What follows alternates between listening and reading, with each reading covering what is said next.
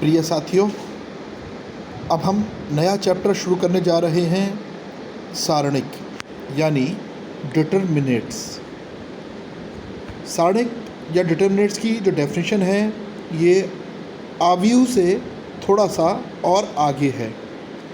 जैसे हम n कोटि के प्रत्येक वर्ग आव्यूह यानी a = IG, जैसे ही हमने आव्यूह इसको शो करते थे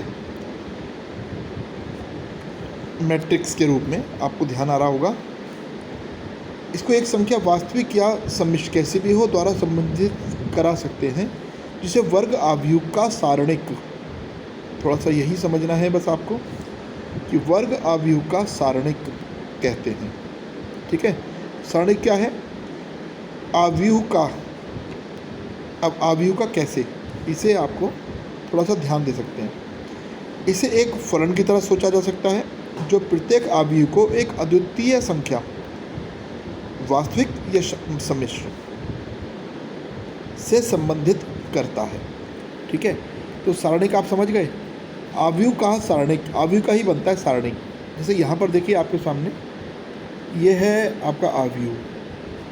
ठीक है, तो ए के सारणिक को सबसे पहले तो ब्रैकेट्स को सीधा सीधा लिखते हैं, और ये खाली एलिमेंट्स लिख दिया ABCD, और इसे डिटर्मिनेंट A द्वारा लिखा जाता है, डिटर्मिनेंट A। और इसको आप समझ लीजिए, आव्यूह A के लिए ये जो डंडे खींचे हैं को A का सारणिक, हिंदी में A का सारणिक यानी डिटर्मिनेंट A या A का सारणिक पढ़ते हैं। ये हमारी समझ में आ गया होगा। अब ये इनको हम करते क्या हैं? जैसे कोई 2x2 की आपकी मैट्रिक्स है, इसके एलिमेंट्स हैं A11, A12, A21 और A23। यहाँ तक कोई आपको परेशान होने की आवश्यकता नहीं है, पुराना ही है। तो A के सारणिक को इस प्रकार से परिभाषित किया जा सकता है, या हम करते हैं। डिटर्मिनेंट A बराबर, ये हम बार बार नहीं लिखेंगे, सीधा यही लिखेंगे। ये चिन्ह का भी प्रयोग कर सकते हैं। तो ऊपर से नीचे की तरफ मल्टीप्लाई माइनस ये, जैसा यहाँ पर लिख के दिखाया गया है। और इसको और थोड़ा सा अगर आप समझना चाहें तो एलिमेंट्स लेकर के आप समझ सकते हैं। यहाँ पर 2 × 2, ठीक है, 2 × 2 माइनस, देखिए लिख के दिखाया है, ये माइनस एक ऑपरेशन का साइन है, इंटू 4 × -1, 4 × -1, यानी ये एलिमेंट्स में क्योंकि माइनस था इसलिए माइनस लिया। अब बाकी तो फिर सिंपल गुणा भाग है, गुणा या जोड़ है, भाग भी नहीं है। ये है, ये आपकी समझ में क्लियरली आ गया होगा। वहाँ डिजिट्स थी, यहाँ आपको करके दिखाया है। ये 2x2 के लिए है। यदि आगे हो तो दोबारा से मैंने आपको दिखाया, समझ गए होंगे आप। यदि 3 वाली हो आपके सामने, इस तरह भी तो हो सकता है कि 3 वाली हो, A11, A12, A13, A21, A22, ये सारे इसके एलिमेंट्स हैं। इसे कैसे लिखते हैं वो ज़रा सा समझिए। देखिए डिटर्मिनेंट A, ये हमने खोला, इसको निकालने के लिए सबसे इसका सूत्र है, शुरुआत जहाँ पर करी आपने, -1 की पावर 1 + 1। ठीक, क्योंकि आप पहले के लिए खोल रहे हैं इसलिए A11 हमने यहाँ पर बाहर लिख लिया, और ये डिटर्मिनेंट हमारा ऐसे रहेगा, प्लस लगाया, जो भी साइन आया लगाएंगे। इसको आप इस तरह से भी समझ सकते हैं। अभी जैसा मैंने आपको 2x2 वाले में समझाया था कि मल्टीप्लाई किया फिर माइनस लगाया, वो भी इस विधि से समझा जा सकता है, इसको उस विधि से समझ सकते हैं।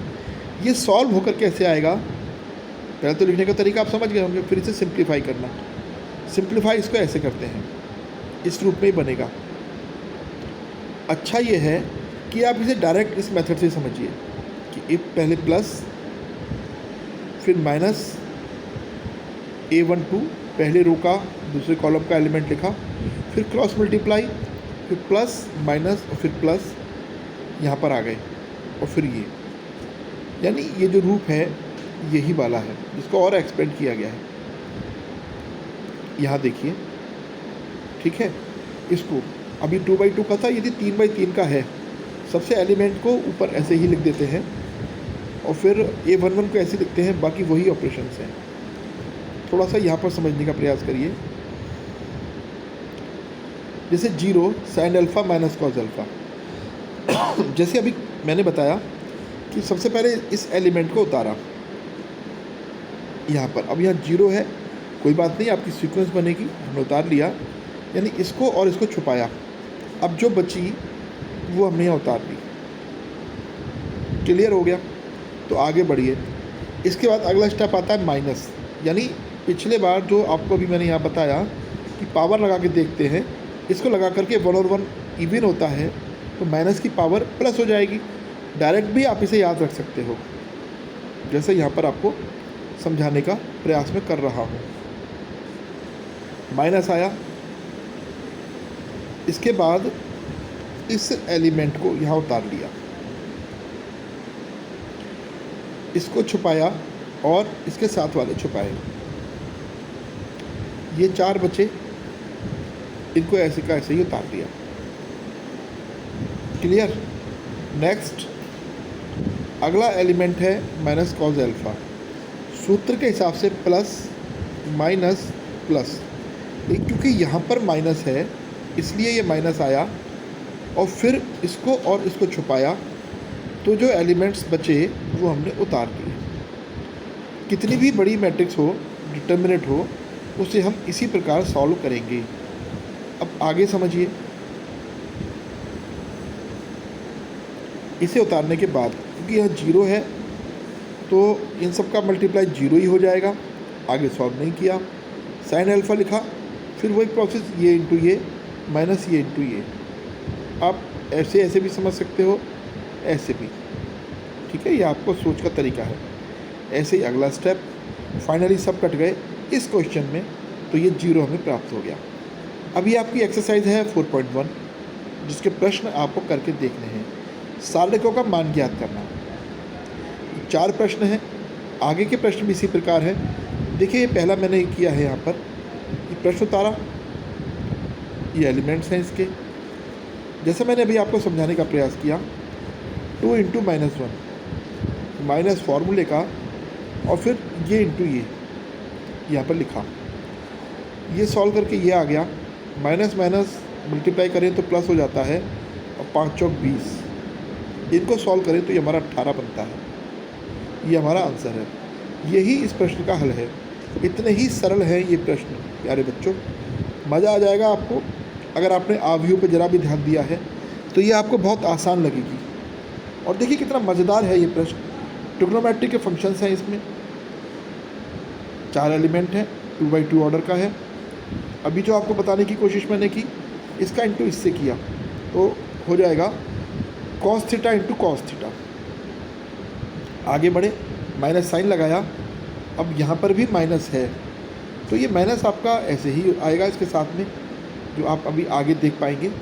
देखिए, और फिर इन दोनों का मल्टीप्लाई करके मैंने यहाँ पर लिख दिया है, इन दोनों का। ये देखिए, अब जब सॉल्व करेंगे आप तो cos square theta plus sine square theta, यानी क्वेश्चन कुल मिला करके ये बना। ये मैंने आपको एक एक करके स्टेप्स दिखाने की कोशिश की है। ये आपका प्रश्न है, ठीक, और ये प्रयास किया आपको अपने हाथ से करके दिखाने का। और अगला प्रश्न देखिए, क्वेश्चन नंबर 3। अब इसमें है 2a, ये 2a है, तो मैट्रिक्स के समय से हम जानते हैं कि 2a होने पर हम इसमें 2 का मल्टीप्लाई कर लेंगे। ये 2 हमने बाहर लिख दिया, a अंदर उतारा, देखिए मल्टीप्लाई करके यहाँ करके दिखाया।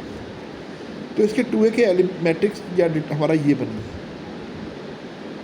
मैट्रिक्स हमारी बन गई 2 4 8 4, ठीक है। डिटरमिनेंट बना करके हमने इसे सॉल्व कर लिया, वैल्यू आ गई -24, यानी मैट्रिक्स का ही डिटरमिनेंट बनाना है। ये 4 इंटू ए। अब 4 इंटू ए, अब इसमें अंतर समझिए, 4 और डिटरमिनेंट ए है ना, मॉड जैसा जो लगता है देखने में। वैल्यू निकाल करके तब मल्टीप्लाई करना, इसका अर्थ ये होता है। देखिए दोनों समान आ गए, ये हमारा सॉल्व हुआ। इसी प्रकार से प्रश्न नंबर 4। अब ये जो यहाँ पर लिखा हुआ है 2 अवयव शून्य हैं, तो प्यारे साथियों इसका अर्थ ये होता है कि जिधर मैक्सिमम एलिमेंट्स 0 हों उधर से हम इन्हें खोलते हैं। अभी जो मैंने आपको बताया वो रो के हिसाब से बताया, इसी प्रकार के क्रम को आप कॉलम के क्रम से भी कर सकते हो।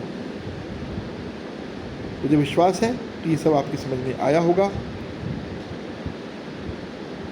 अपनी फेयर कॉपी पर आप सॉल्व करेंगे और मुझे भेजेंगे।